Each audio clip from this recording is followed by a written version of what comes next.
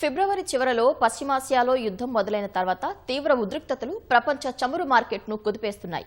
తీవ్ర ఉద్రిక్త పరిస్థితుల కారణంగా మార్చి నెలలో పశ్చిమాసియాలో ముడి చమురు ఉత్పత్తి భారీగా పతనమైందని నెలవారీ నివేదికలో ఒపెక్ వెల్లడించింది. ఈ చమురు సంక్షోభం ఎగుమతులపై ఎలాంటి ప్రభావం చూపుతుందో ఇప్పుడు చూద్దాం. పశ్చిమాసియాలో ఇరాన్తో అమెరికా, ఇజ్రాయెల్ యుద్ధం కారణంగా ప్రపంచంలోనే అత్యంత కీలకమైన చమురు రవాణా మార్గం హొర్ముజ్ జలసంధి దాదాపుగా మూతపడింది. దీనితో ముడి చమురు ఎగుమతులకు తీవ్ర ఆటంకం ఏర్పడి ఆ ప్రాంతంలోని అగ్రగామి చమురు ఉత్పత్తి దేశాలు తప్పనిసరి పరిస్థితుల్లో తమ ఉత్పత్తిని గణనీయంగా తగ్గించుకోవాల్సి వచ్చింది. ఓపెక్ నెలవారీ చమురు మార్కెట్ నివేదిక ప్రకారం మార్చి నెలలో ఓపెక్ దేశాల ముడి చమురు ఉత్పత్తి ఏకంగా 27% పడిపోయింది. ఈ క్షీణతతో రోజువారీ ఉత్పత్తి కేవలం 2,8,00,000 బ్యారెల్స్కు పరిమితమైంది. ఒపెక్ సభ్య దేశాలైన Iraq, Saudi Arabia, Kuwait, United Arab ఎమిరేట్స్లలో ఈ క్షీణత ఎక్కువగా ఉన్నట్లు నివేదిక స్పష్టం చేసింది.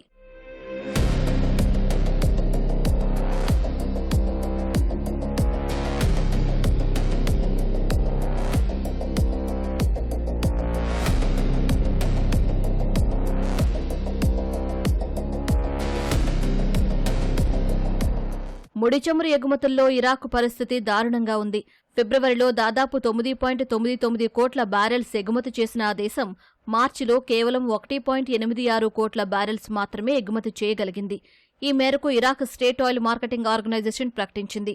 మరోవైపు ఇరాన్, అల్జీరియా, లిబియా, గాబోన్ దేశాల్లోనూ ఉత్పత్తి స్వల్పంగా తగ్గగా అందుకు విరుద్ధంగా నైజీరియాలో మాత్రం ఉత్పత్తి కొద్దిగా పెరగడం గమనార్హం.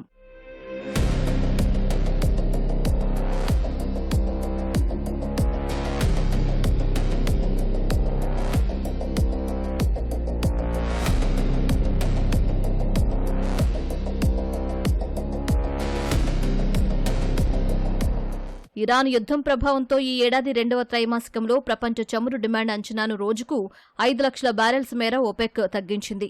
అయినప్పటికీ 2026 వార్షిక ప్రపంచ చమురు డిమాండ్ వృద్ధి అంచనాను రోజుకు 13.8 లక్షల బ్యారెల్స్గా యథాతథంగా కొనసాగించింది.